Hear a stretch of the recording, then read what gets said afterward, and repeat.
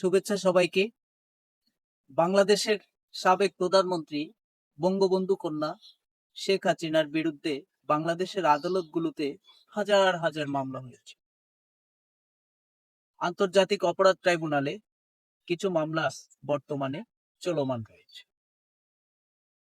যারা বাংলাদেশে শেখ হাসিনা বিরোধী আছে, আওয়ামী বিরোধী আছে, যারা বাংলাদেশে শেখ হাসিনাকে বাংলাদেশে ফিরিয়ে এনে বিচারের মুখোমুখি করাতে চাই, ফাঁসির কাষ্ঠে ঝুলাতে চাই কিংবা শাস্তি দিতে চাই, তাদের একটা আচরণ হয়তো আপনারা সবাই খেয়াল করেছেন। 2024 সালের 5 আগস্টে শেখ হাসিনা সরকারের পতনের পর বা শেখ হাসিনা ভারতে আশ্রয় নেওয়ার পর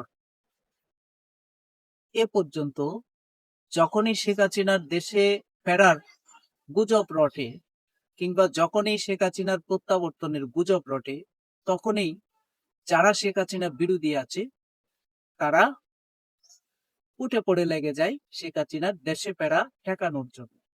রীতিমতো যুদ্ধের প্রস্তুতি তৈরি হয় তাদের।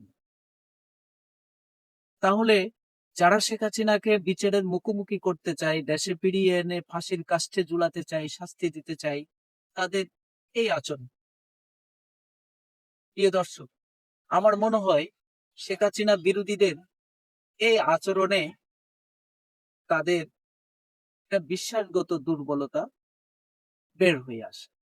সেটা হচ্ছে তারা হয়তো এখনো বিশ্বাস করতে পারছে না যে শেখ হাসিনাকে দেশে ফিরিয়ে এনে তারা আইনিভাবে বিচারের মুখোমুখি করতে পারবে কিংবা তাকে শাস্তি দিতে পারবে অথবা ফাঁসির কাষ্ঠে ঝুলাতে।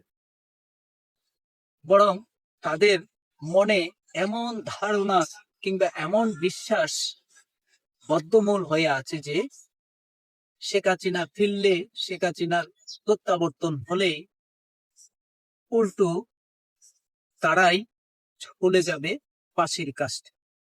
আজকের মতো এটুকুই। সবাই ভালো থাকুন, সুস্থ থাকুন। ধন্যবাদ।